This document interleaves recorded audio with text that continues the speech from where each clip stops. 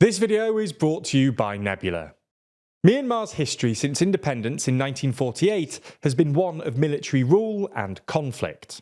The country's brief experiment with democracy in the 2010s came to an abrupt end in February 2021, when the military overthrew the democratically elected civilian government of Aung San Suu Kyi, returning the country to military rule and effectively triggering a civil war. 3 and a bit years later, and the military has seemingly never been in a more precarious position, and people are discussing a real possibility of the rebels winning. So in this video, we're going to explain why the rebels are now on the front foot, why the military is losing control, and what it means for the conflicts and the country's future.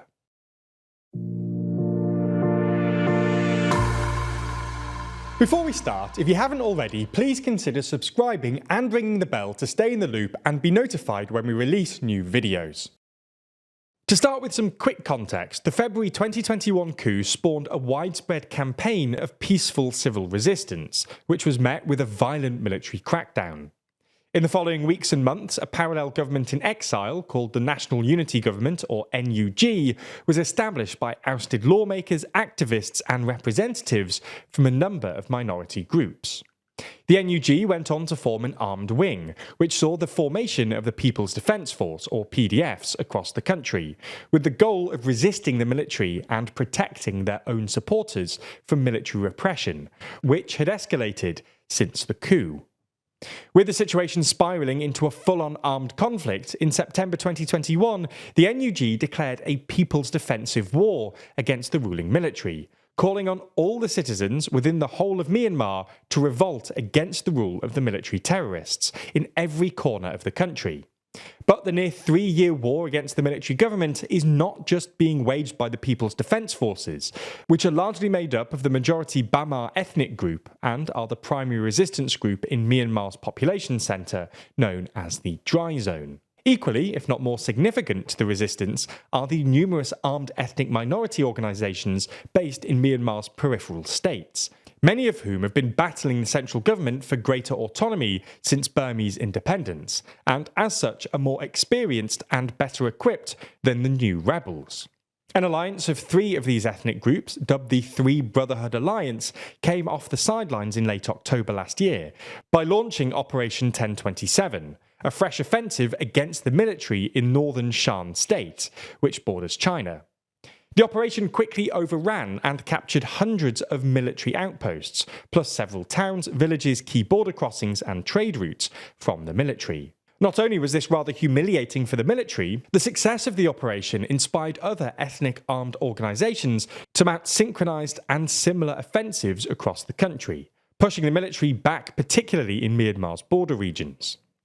If we trace the country's edges, we can get a sense of the precarious situation that the junta is in the borderlands. In Rakhine State, in western Myanmar bordering Bangladesh, the Arakan Army, an ethnic rebel group, has made sweeping gains to control almost all the northern and central parts of the state, creating what has been described as what is, in effect, the largest ethnic armed group-controlled mini-state in the country. Meanwhile, much of the Chin state, along the border with India, has fallen under the control of local rebels. In Kachin state, bordering China, the Kachin Independence Army has captured considerable territory, including strategic military outposts and an important trade hub town on the Chinese border. Then you've got the swathes of territory under the control of the Three Brotherhood Alliance in Shan State, also along the border with China. And then, down in the southeast, the Karen National Union controls territory along the border with Thailand, and even captured the major border town of Mayawadi in April before the military regained control with the help of a rival Karen faction. It's worth pointing out that the network of ethnic armed organisations around the country, and their relationship with the National Unity Government and its People's Defence Forces, varies group by group. One article summed up the resistance movement as an array of groups with varying alliances, loyalties, military capabilities and objectives, albeit with a common enemy, and the relationship between the PDFs and ethnic armies as a complex Venn diagram of overlapping affiliations, command and control structures, and support networks. Anyway, by the beginning of May 2024, according to the United States Institute of Peace, the military is estimated to have lost control of around half of its 5,280 military positions and lost 60% of the territory it had previously controlled in ethnic minority areas. However, the military still has pretty firm control of Myanmar's major population centres in the centre of the country, including the cities of Mandalay, Yangon, and the capital Naypyidaw. In the rebel-held areas, the resistance forces have, in the words of one analyst, started building parallel state structures and delivering public services, much like the largest ethnic armed organisations have done since the 1960s. Now, the escalation of the armed resistance in late 2023 was certainly a turning point, and has made the military's fight existential. But it's worth making clear that the military's collapse and/or defeat is by no means guaranteed. And even if it does eventually come, it may not be for some time, as some analysts have said that the military, as it shrinks further towards the centre of the country, could hold on and prolong the conflict. But this would be an untenable position if the various resistance factions control the border areas and therefore the trade routes in and out of the country, which will further contribute to the regime's economic collapse. One thing that could happen sooner rather than later is the potential ousting of the junta's leader by the other increasingly disillusioned military higher-ups, hoping that replacing him with someone else can turn around the regime's fortunes. The risk for the Burmese people is that he could be replaced by someone who turns to even more brutal tactics. Already there are clear signs of the military's desperation, as the military has turned to increasingly destructive measures in response to its ever more precarious position. For example, since the late October rebel offensive, the military has increased its seemingly indiscriminate aerial bombardments by fivefold, at a high and deadly cost to civilians. Additionally, back in February, the military regime enacted a dormant compulsory conscription law, allowing men aged 18 to 35 and women aged 18 to 27 to be drafted into the army for 2 years, highlighting how manpower, or lack thereof, has become a critical factor in the military struggles. The conscription law has further contributed to the regime's deep unpopularity and prompted many thousands more people, particularly young people, to flee to areas beyond the military's control, inside and outside of Myanmar. Another grim example of the impact of the conscription law is the case of the Rohingya Muslims in Rakhine State. The much persecuted minority is now caught in the middle of the conflict between the Arakan army rebels and the military. The military is reportedly forcibly conscripting Rohingya and stoking ethnic tensions, while the Arakan army has been accused of persecuting the Rohingya in the territory now controlled by the rebel group.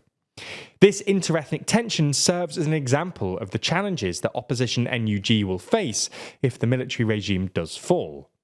The fact remains that the decades-old desire for autonomy and self-rule held by ethnic groups in Myanmar's peripheral states will persist even if the military is defeated, something that any new civilian government will have to carefully navigate. That's not the end of the story though, and if you want to continue learning more, then check out Nebula News. Nebula News is our joint venture with Nebula, where the TLDR team curates a selection of videos that matter most in the world right now. No more feeling out of touch or not knowing what to say at events. On Nebula News, we help guide you through the news that matters most, using videos from a huge variety of creators, helping you find stories that matter and avoiding burnout. It's not just curated news content brought to you directly by us. Nebula also features loads of exclusive original content. That's things like Real Life Law's brand new series War Room, which every month runs you through a whole load of ongoing conflicts, keeping you in the loop. You can also watch every TLDR video on Nebula ad-free, and in many instances before they land on YouTube. Now, if you're already subscribed to Nebula, you can find the brand new Nebula News section at nebula.tv/news.